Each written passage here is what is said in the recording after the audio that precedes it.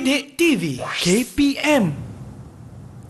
Assalamualaikum, salam sejahtera. Anda sedang menyaksikan Didik TV KPM hari ini bersama-sama dengan saya Ria selaku hos anda. Apa khabar pelajar-pelajar yang berada di rumah? Didoakan dalam keadaan yang sihat sejahtera. Ingat, jaga diri, jaga kesihatan, okey? Dan hari ini untuk slot sukses STPM 2021, kita akan belajar mata pelajaran biologi. Nak tahu siapakah guru yang akan bersama-sama dengan Ria pada hari ini? Ayo kita saksikan dahulu profil beliau.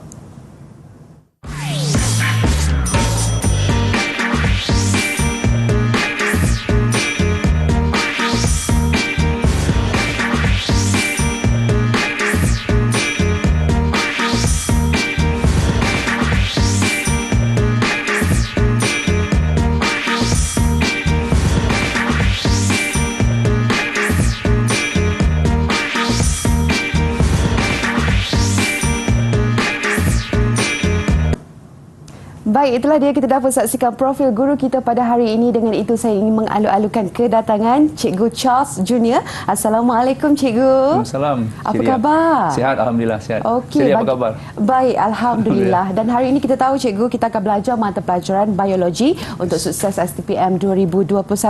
Mungkin Cikgu boleh terangkan kepada pelajar-pelajar yang sedang menonton kita punya standard pembelajaran pada hari ini. Silakan Cikgu. Okey, terima kasih Cik Ria.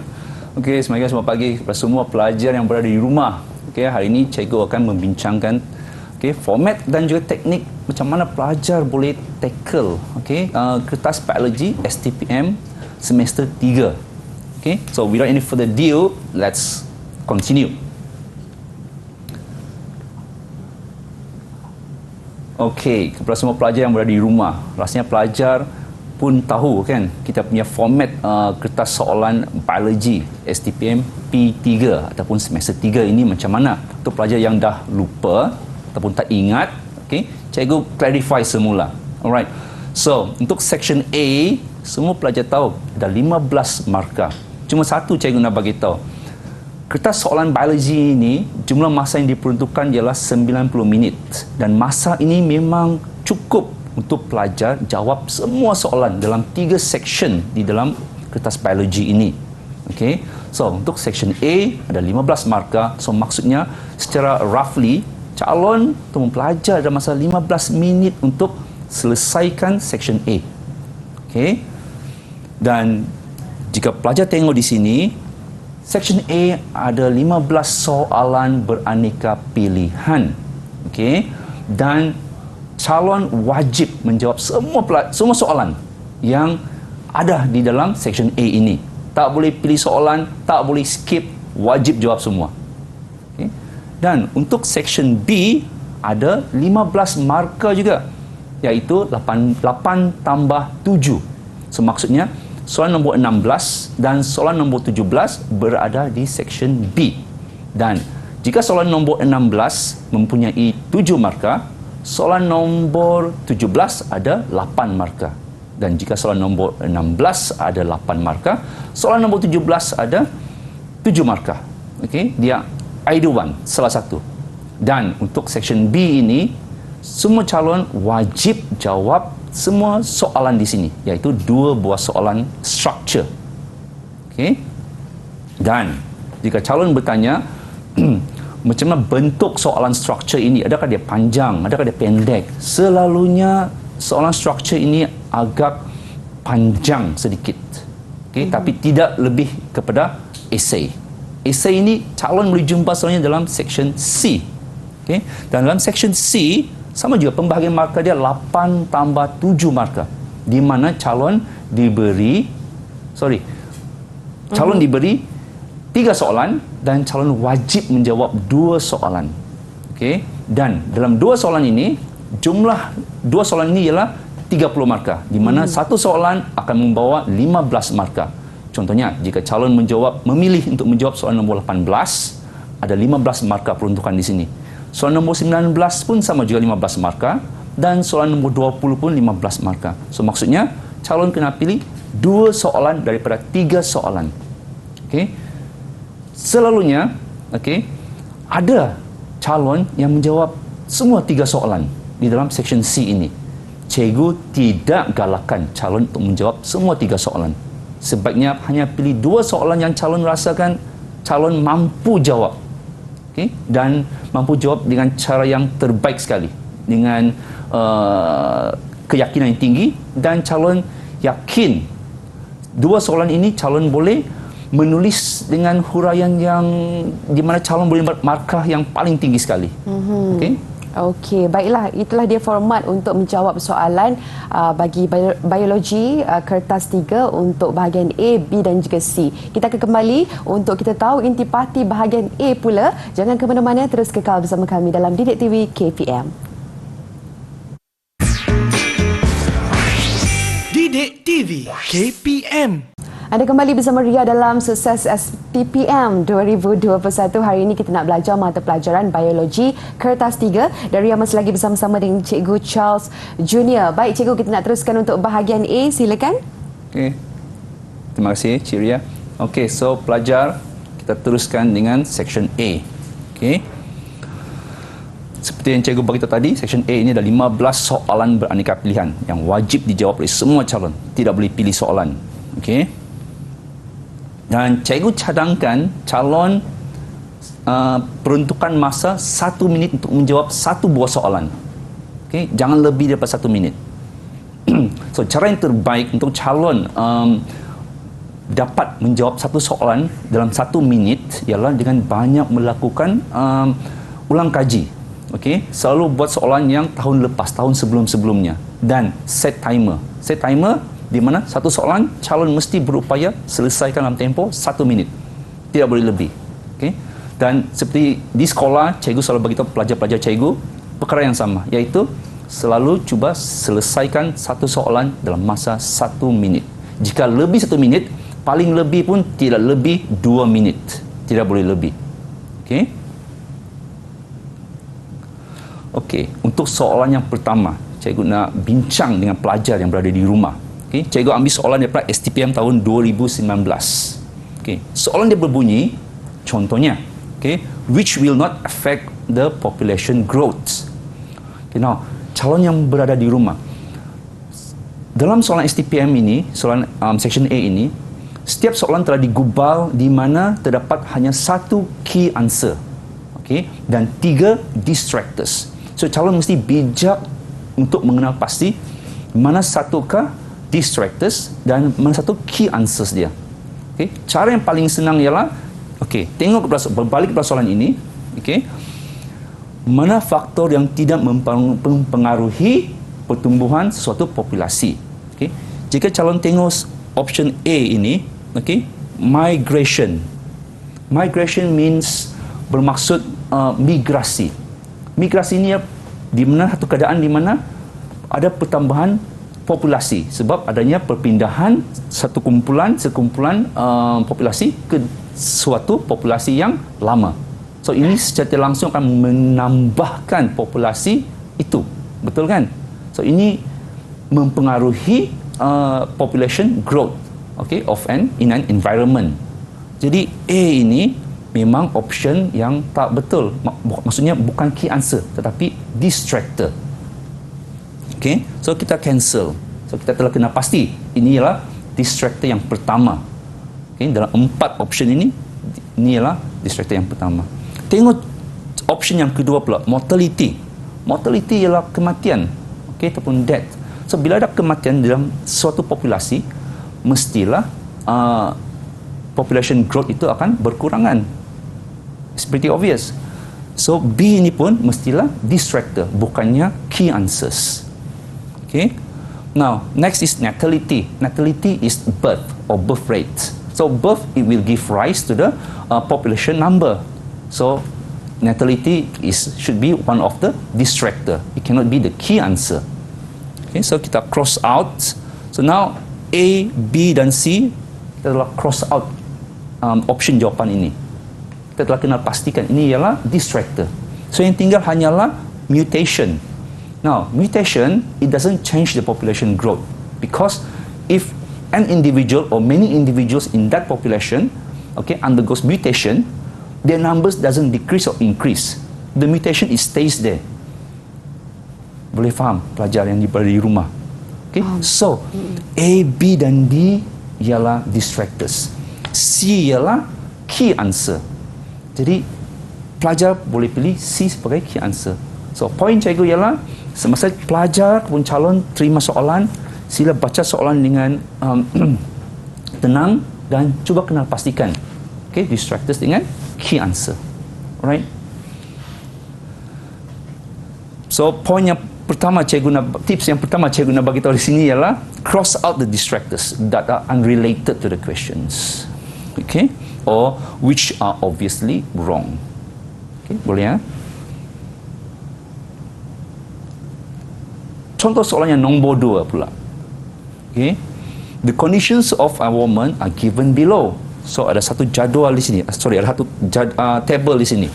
Okay? Dan beberapa penyataan. So the first statement is 40 years old and then reaching the 16th week of pregnancy. And then worries about the risk of abnormalities, then wants to know more information about the fetus. And then the main question read, if you were a doctor, which type of procedure would you recommend to the woman? So there are 4 answers here that were given, listed out. Okay, ultrasound, karyotype, withdrawal, chorionic villi cells, and DNA fingerprinting. Okay. So, berdasarkan dengan cara yang cikgu telah bagi tahu tadi, calon kena kenal pastikan mana satu distractors, mana satu key answers. Okay? Dan calon yang berada di rumah, untuk soalan section A ini, calon mesti mempunyai pemahaman tentang apa yang telah dipelajari di sekolah. Maksudnya calon mesti ada membuat ulang kaji dan mesti belajar setiap bab yang telah cikgu ajar di sekolah. Okay? Calon mesti memberi perhatian dan membuat ulang kaji. Jika tidak, agak sukar calon untuk menjawab soalan dalam section A ini. Okay? My point is, you must have existing knowledge on what have been taught, and you must do your revision so that you are able to answer, or at least try to figure out the answers on the questions in section A. Okay? So now, without any further ado, let's focus on this. Okay?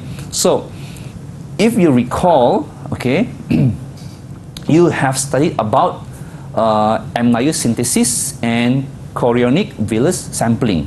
So how are they differ? Okay. So now for this today's lesson, teacher will only show you about the amniosynthesis process. Okay, I have a diagram here for you to see.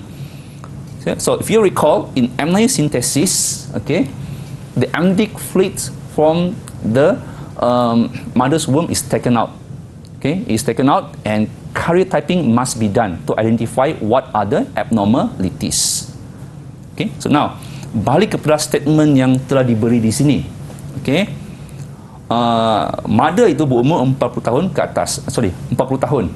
Okay, so ini kurang membantu sangat. Tengok yang kedua pula, reaching the 16th week of pregnancy. Now, candidates, if you recall, amniosynthesis is best done on the 16th week. Okay, contradicted with the chorionic villus sampling, which is recommended to be done on the 8th week. So di sini kita tahu dah, the best answer is amniosynthesis, dan chorionic villus sampling tak boleh pakai. Okay, so bila tak boleh, yang ini kita boleh cancel. Okay, so itu adalah one of the distractor. Okay, next kita tahu yang amniosynthesis ini, selepas kita telah ambil sampel amniotic fluid itu, kita mesti buat karyotyping untuk kita tahu dia punya fetus itu punya DNA sequence. Okay, so karyotype is a must.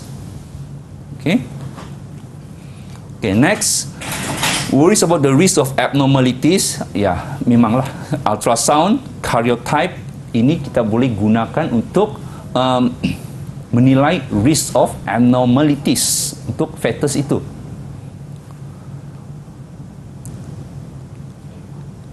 So, DNA fingerprinting ialah distractor. Kenapa distractor? Sebab if you recall, usually DNA fingerprinting is done when there is a crime, when we want to make comparison between a suspect with the crime scene. Okay, so DNA fingerprinting is obviously one of the distractor.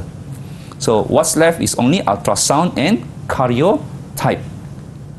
Okay, So jawapan dia ialah 1 dan 2, which is A. Okay, boleh calon di rumah? Boleh. So cikgu nak bagi tahu calon, pastikan sebelum peperiksaan calon boleh membezakan antara amniocentesis dengan chorionic villus sampling. Okey. Okey, soalan seterusnya. Read the questions carefully and pay attention to the keywords like except, not true, false or true. Okay, sometimes candidates, okay, the question, this key question will be bolded. Some it won't be bold. So you have to use your sharp eyes to identify these keywords. All right. So for this question, STPM 2019. All right. So the question read, which are true about continuous variation? So again, candidates, this question tests your understanding between continuous variation and discontinuous variation. Okay, now, if you recall, these two graphs here tell you how these two variations are differ. Okay, now, bila bercakap pasal variation, okay, cikgu selalu bagi tahu pelajar cikgu, okay, tengok perkataan continuous variation. Continuous means continue, bersambung. Maksudnya dia sentiasa berubah. Variation yang sentiasa berubah. Discontinuous variation, discontinuous, tidak bersambung. Maksudnya dia ialah variation yang tidak akan berubah. Dan talking about continuous variation, okay, the easiest example that I tell my students is mass, body mass or height.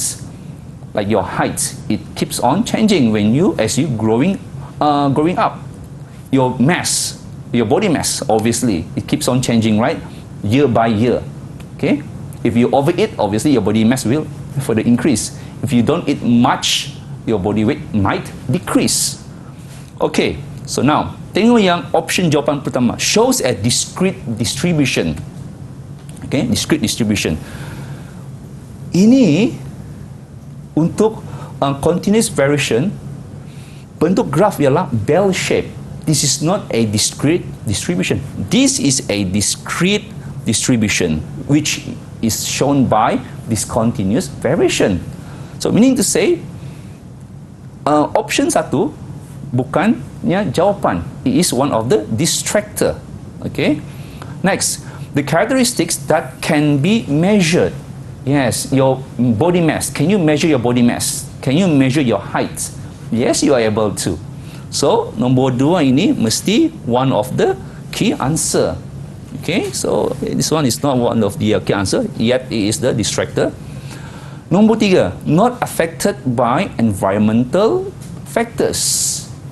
Now, candidates, students, okay, your body mass, for example, is it being affected by the environment? Yes, it is. You eat more, you gain more body mass. You eat less, you might lose some of your body mass. Okay. So, 1 kita buang, 3 pun kita buang because these are the distractor. Now, what about the 4th one? 2 or more genes control the same characteristics. Yes. Okay, if you recall your knowledge, what you have learned in school, yes. Continuous variation is controlled by polygenes. Okay, so key answers ialah 2 dan 4, which is D. Okay, pelajar. Okay, soalan yang terakhir untuk segmen A ini, section A. Okay, which statement is not true about lactose in leg operon? Then this came out in the STPM 2020 recent paper. Okay, so untuk yang leg operon ini, candidates, again, you need to have a concrete knowledge on the leg operon. So if you recall, this is the leg operon that you have studied in school. And by the way, this diagram is taken from the Campbell Biology textbook. Okay, so you can refer this diagram from that Campbell Biology textbook. All right. So this is a leg operon. If you recall, okay, it has the leg eye, and then it has the cap binding site, which is part of the promoter, and then we have the operator and the transcriptional genes. Okay, so ini leg operon, and then don't forget about the repressor or leg repressor. Okay, now, mari kita tengok dia punya option jawapan di sini. The breakdown of lactose occurs. Betul kan? Dalam lact operon ini, lactose akan breakdown. So, option A bukannya jawapan. Sebab the main question is not true. Yet, A is a true facts. Alright? Because lact operon, it digests lactose. Okay, next B. Repressor binds to the operator in the absence of lactose. Now, candidates, if you recall, when there is lactose, okay, lactose has allolactose, and this allolactose will bind with the repressor. That further prevent the repressor to bind to the operator. Okay, so when this repressor if this repressor bind to the operator, transcription of the transcriptional genes cannot occur. But if that repressor does not bind to the operator, transcription of the transcriptional genes will occur, and this will digest or break down the lactose. So B, jawapan dia salah. Okay, yang tidak menjawab soalan ini. Okay, now the preferred substrate when glucose and lactose are present. Okay, yang ini jawapan sebenarnya. Sebab bila ada lactose, transcriptional genes akan berlaku. Dan bila ada glucose pun transcriptional genes boleh berlaku. Dengan kehadiran glucose yang sedikit, you need to bear in mind, although there is a small amount of glucose, if there is lactose, transcription of transcriptional genes will occur. But if you look at the D, in the presence of glucose and lactose, transcription does not occur. It is the opposite of the C option. So obviously, A, B, and D are the distractors, and C is the key answer. Okey, baiklah. Itulah dia contoh-contoh soalan untuk bahagian A. Pastikan pelajar-pelajar kena pasti di manakah kata kuncinya untuk kita mendapatkan jawapan yang betul. Kita kembali lagi selepas ini untuk bahagian B pula. Terus bersama kami dalam Didik TV KPM. Didik TV KPM. Anda kembali bersama Ria dalam Didik TV KPM hari ini untuk slot sukses STPM 2021. Kita akan belajar mata pelajaran biologi dan Ria masih lagi bersama-sama dengan Cikgu Charles untuk bahagian B pula. Silakan Cikgu. Okay, terima kasih Cik Ria. Okay, now candidates for section B, there is comprised of question number 16 and 17, and both of these questions will give you 15 marks, right? Now, cikgu hanya nak beritahu satu saja. Untuk soalan nombor section B ini, jika calon memilih untuk menjawab dalam bahasa Melayu, pastikan terminologi biologi yang digunakan juga ialah dalam bahasa Melayu. Contohnya, sporophyte generation. Dalam bahasa Melayu ialah generasi sporofit. Okay? Perkataan seperti auxin contohnya. Kalau ejaan dia pun memang tak sama dalam bahasa Melayu dan bahasa Inggeris. AUXIN dalam bahasa Inggeris kan, kalau dalam bahasa Melayu ialah AUKSIN. So, poin cikgu ialah, jika calon menjawab dalam bahasa Melayu, pastikan terminologi biologi yang digunakan juga dalam bentuk bahasa Melayu. Okay? Jangan campur dengan bahasa Inggeris. Sebab calon boleh kehilangan markah kerana ia membawa maksud yang berbeza sekali. Okay. Now, ini contoh satu soalan. Okay, yang telah diambil pada tahun STPM 2020. Okay, soalnya berbunyi, a simplified sulfur cycle is shown in the diagram below. So, ini ialah satu gambar rajah kitaran sulfur. Okay, candidates.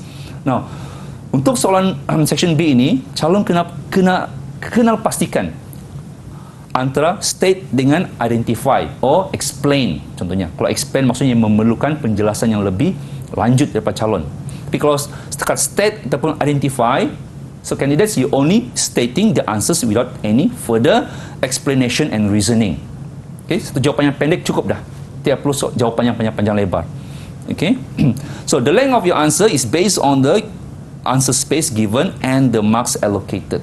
Jika calon tengok di sini, soalan yang pertama ialah identify K and L dan hanya 2 markah sahaja. Okay, so satu markah untuk K, satu markah untuk L. Apa itu K, apa itu L? So now, jika calon study sulfur cycle ini, okay, K ini ialah sulfate ion. Because sulfur oxidize akan jadi sulfate ion. Okay. Dan L pula yang ini, okay, hydrogen sulfide. Because waste and decaying organisms, when they are being decomposed, they will break down into hydrogen sulfide dalam sulfur cycle. Now, candidates at home, question number 16 and 17, right? There is a reason why they give you the diagram here. Meaning to say, you really need to study the diagram. Whatever diagram that is given, you need to study diagram. The answer lies within the diagram. Okay? Pelajar cikgu sendiri pun kadang-kadang bila diberi soalan nombor 16, 17 ini, mereka akan tak study sangat diagram ni. Kerana mereka cuba berfikir, membayangkan diagram yang lain. Tidak boleh. Jawapan mesti berada dalam soalan itu sendiri. Okay? Soalan memberikan kata kunci jawapan itu. So, cara yang terbaik ialah untuk calon membiasakan diri dengan study diagram ini ialah selalu membuat ulang kaji latihan yang melibatkan soalan-soalan tahun sebelumnya. Okay? Bila calon dah biasa membuat soalan tahun-tahun sebelumnya, calon akan dapati yang soalan ini the only way how to tackle is by studying the diagram given. Okay. Okay, soalan seterusnya, state the condition which enables the process at step 1 to occur. So, what is the condition that required for the step 1 to occur?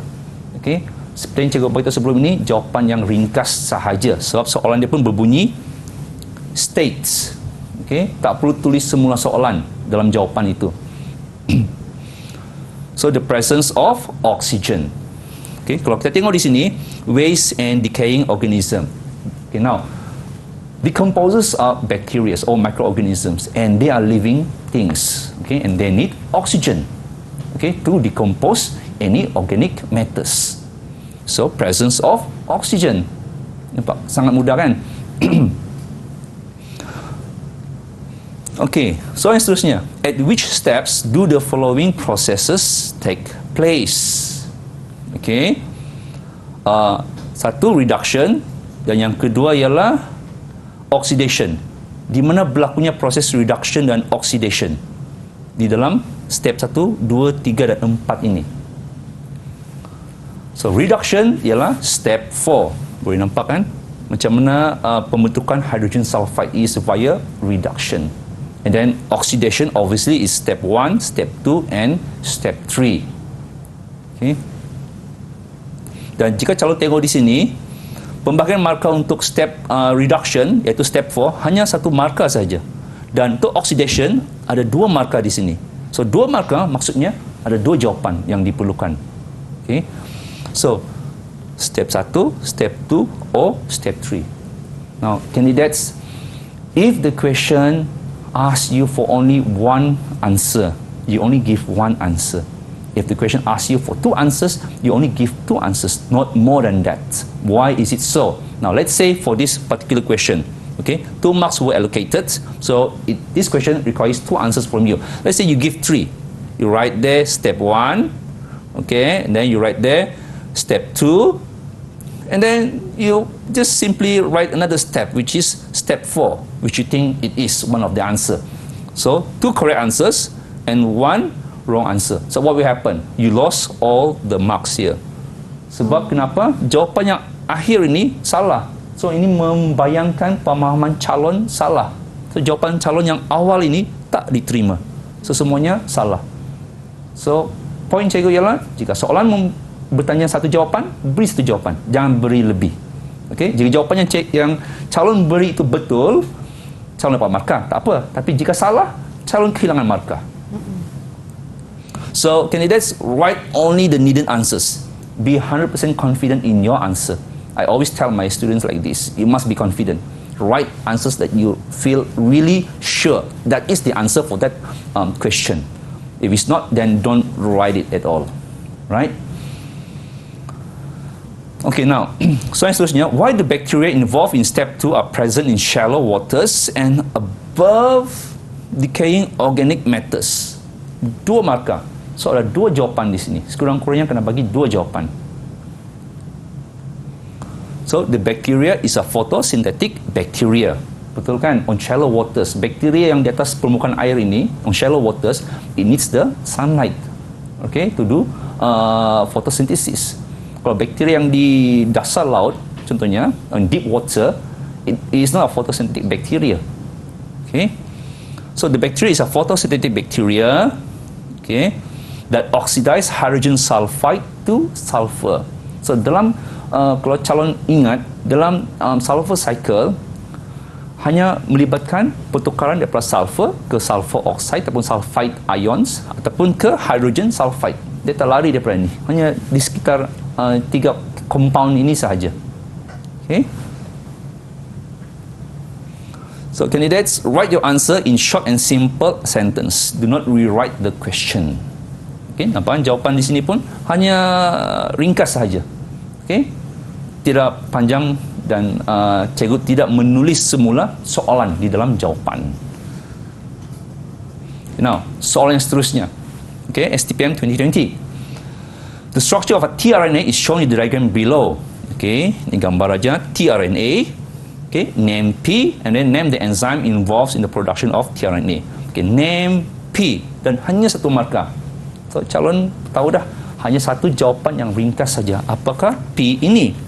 What is this? Okay, dan kalau calon pernah dah belajar, calon tahu P itu ialah anti-codon. Tiada jawapan yang lain. Okay. Anti-codon adalah tRNA. Pada mRNA ialah codon. Betul kan? Okay. Next, name the enzyme involved in the production of tRNA. Okay, hanya ada satu enzim sahaja yang terlibat dalam pembentukan ataupun penghasilan tRNA ataupun pengaktifan tRNA, iaitu amino acid tRNA synthesis. Is RNA polymerase 3. Okay, RNA polymerase 3. Okay, enzim yang diperlukan dalam sintesis tRNA.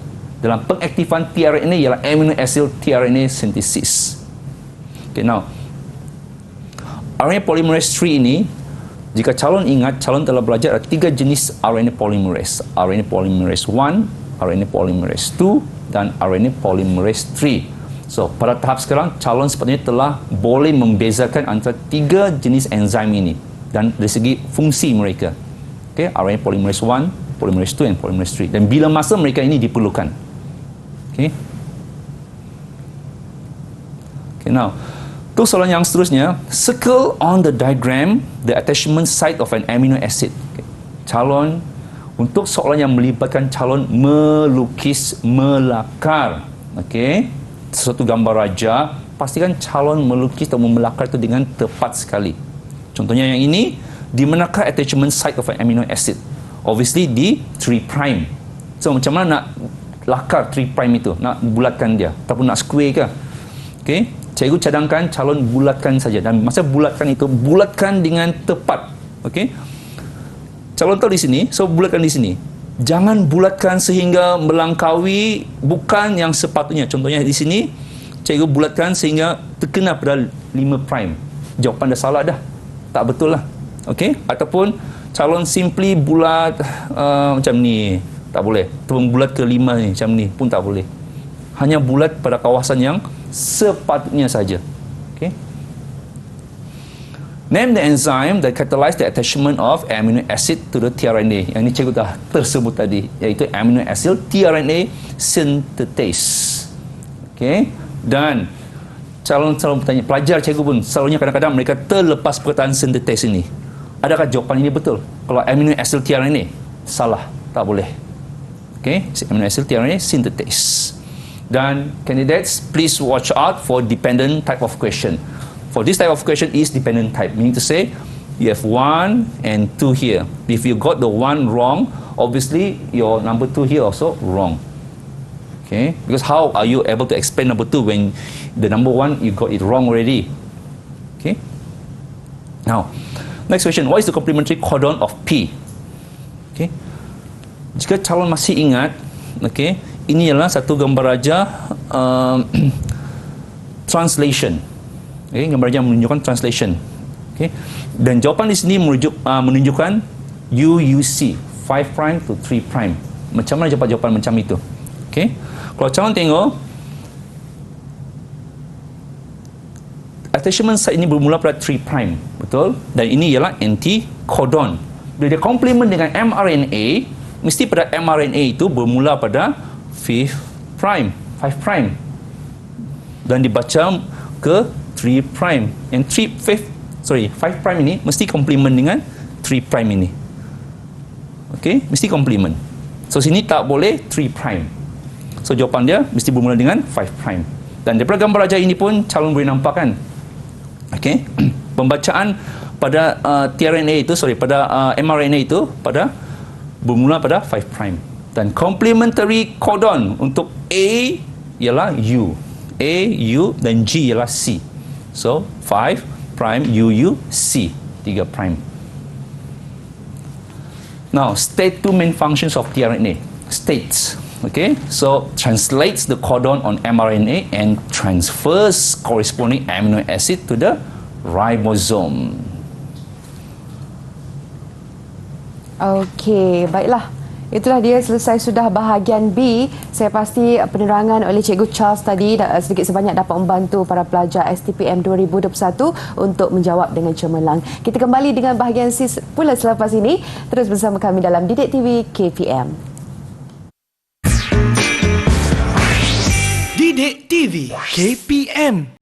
Anda kembali bersama Ria dalam Didik TV KPM. Kita dalam slot sukses STPM 2021 untuk mata pelajaran biologi. Kalau tadi kita dah belajar format untuk bahagian soalan section A, section B, dan sekarang Cikgu Charles kita nak teruskan pula dengan bahagian C. Silakan. Okay, terima kasih. Okay, now candidates for section C. Okay, as what I've mentioned earlier, 3 questions. You have to choose 2 questions, right? And both questions, which is question number 18, 19 or 20, depending on which question you choose, will give you total of 15 plus 15, which is 30 marks. Okay, so now I highly advise you to spend 25 minutes per question.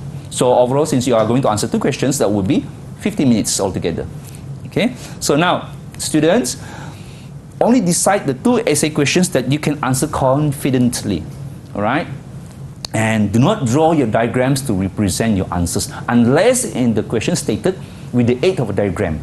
Meaning to say that question wants you to draw a diagram, that way eventually you have to make some explanation or elaboration based on your diagram that you have drawn.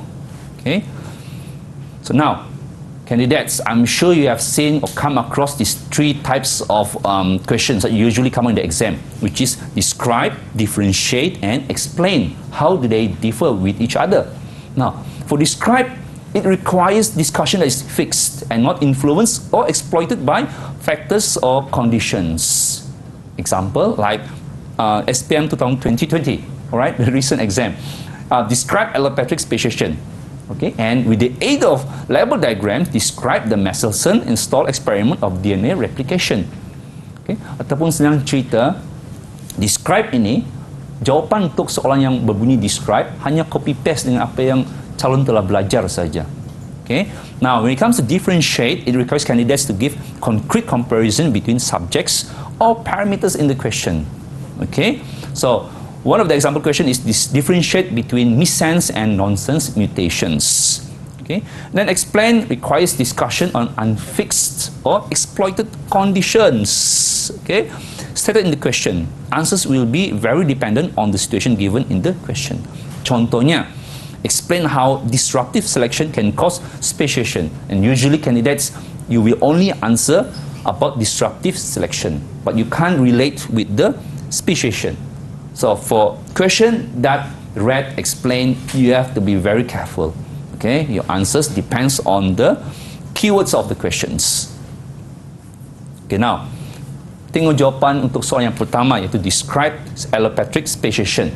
This is suggested answers by me. Okay, it may not represent the actual answers from the exam, but usually it is more or less.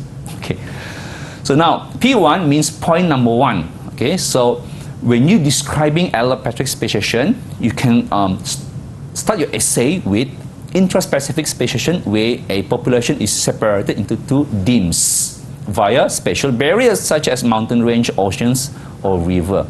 Now, students, when giving out examples, giving one example is enough, is sufficient in the essay question. You don't have to write all the way from mountain range to oceans and river.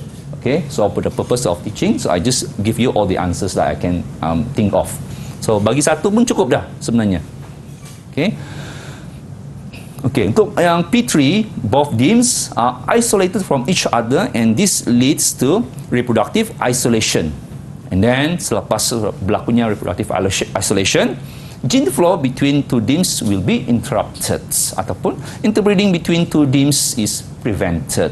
Nampak dia punya flow cerita dia.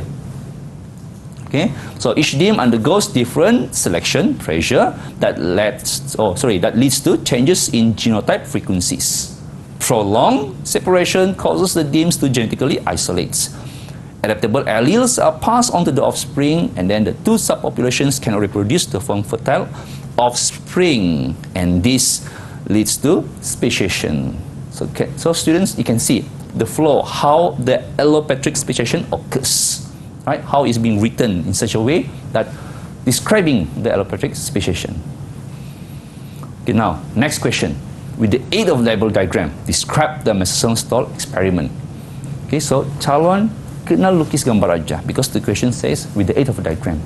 Okay, dan selalunya kalau soalan macam ini ada marker diperuntukkan untuk gambar aja yang dilukis.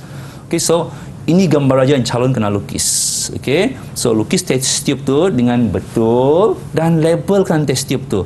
Okay, ini ialah sebelum transfer 14N, okay, nitrogen 14. Dan ini one cell generation, dan ini pula two cell generations after the transfer to 14N. Okay, so gambar aja yang betul dilukis satu markah, okay, dan label satu markah. So dua markah selalunya. Jika graf, tiga markah peruntukan diberikan selalunya. Okay, now candidates, okay, berdasarkan pengalaman cikgu, selalunya calon bila DNA ini mereka lukis garis macam ni saja. Okay, garis macam ni. Tidak boleh. DNA, you know, is a alpha helix. So it must be drawn in such a way that represent the alpha helix. Lukis macam ini. Dan mesti label dia. Alright, ini yang hybrid, ini yang light DNA, dan ini yang hybrid pula. Dalam test tube itu. Okay, now, contoh jawapan ialah E. coli, candidates, this must be underlined because under binomial naming. Okay, mesti di underline. So E. coli was cultured many generations in a heavy N15 nitrogen medium, so that all the DNA strands would be heavy. I'm sure you are aware of this, right? Okay, next, the E. coli produced heavy DNA strands because the heavy N15 is incorporated into the E. coli DNA nitrogenous bases. Okay, candidates, again, please underline. Okay, this is the name of the genus, the name of the species. Sila gariskan semasa menulis ini. Okay. The next, density gradient centrifugation of the E. coli will reveal the heavy DNA strand is at the bottom of the centrifugation tube, as the heavy DNA strand is denser than the normal DNA strand. Okay.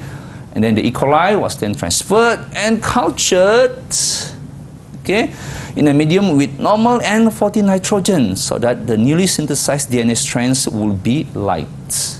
Okay, so it's a part of the suggested answer. And then we continue. DNA isolated from E. coli cells after 20 minutes and centrifuged in cesium chloride.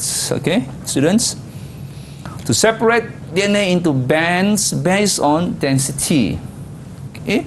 And then the DNA strand was found to contain hybrid DNA strands of both heavy and normal nitrogen. That will give you the 8 point. And then DNA isolated from the E. coli cells after 40 minutes and centrifuged in cesium chloride to separate DNA into bands based on density. That will give you 9 point. Okay. Then the DNA strand was found to contain half normal DNA strand and half hybrid DNA strand. Itu markah yang 10. Right? Now, without any further ado, let's continue with the differentiation type of questions. Now, here I just want to highlight you when you answer this type of question, make sure you use the word like while, whilst, whereas to show comparison between two parameters. Okay, so like this, okay, and like this. Okay, now usually candidates, okay, if you write one paragraph, you talk all about the missense mutation, and then on the second paragraph you write all about the nonsense mutation. That is not accepted. You're not making comparisons. When you are making comparisons, this is how you should write your answer, right? That shows you are making comparisons between two parameters. Okey, boleh faham maksud cikgu? Jangan tulis dalam satu perenggan semua pasal satu bahagian saja. Alright. Last questions. Explain how disruptive selection can cause speciation. So, penjelasan calon mesti menunjukkan macam mana speciation berlaku akhirnya. Okay, so disruptive selection occurs when a selection pressure acts against the intermediate group of phenotype and eliminates the intermediate group. That's P1. Okay, and then disruptive selection favors both the extreme groups of phenotypes. I'm sure you are aware of this, candidates. And then disruptive selection occurs when environmental condition fluctuates between two opposite extreme values. Then eventually population is split into two subpopulations, and then interbreeding or gene flow. Alright, candidates, this is very important. Between the two subpopulations is prevented. And then the subpopulations are reproductively isolated and have developed different allele frequencies. So over time, the two subpopulations are unable to interbreed and eventually become two species, which is speciation. Right, now candidates, if 5 marks are allocated, usually, okay, the total points that you can write or allocated for you to get points or to get marks are more than the 5. Usually 6, 7, maybe 8 or 9. So I mean, say you can write more. So I can say that when you answer section C, write whatever that you know. Right? So it might give you high chances on getting marks. Alright, candidates? Okey, jadi kalau kita tengok tadi cikgu bahagian C ni berbeza dengan bahagian A, yang mana bahagian A tidak dibenarkan untuk memberi lebihan jawapan kan? Ya betul. Section B sebenarnya. Betul. Jadi pelajar-pelajar jangan tersilap langkah ya. Dan saya pasti pengisian daripada cikgu Charles tadi dah pun sedikit sebanyak dapat membantu kita untuk cemerlang pastinya dalam mata pelajaran biologi. Terima kasih cikgu Charles sekali lagi daripada Kolej Tingkatan 6 Shah Alam, dan diharapkan dengan trik dan juga teknik yang diberikan tadi, semoga cemerlang pelajar kesemuanya dalam STPM 2021. Kita jumpa lagi untuk episod akan datang. Assalamualaikum. Bye-bye.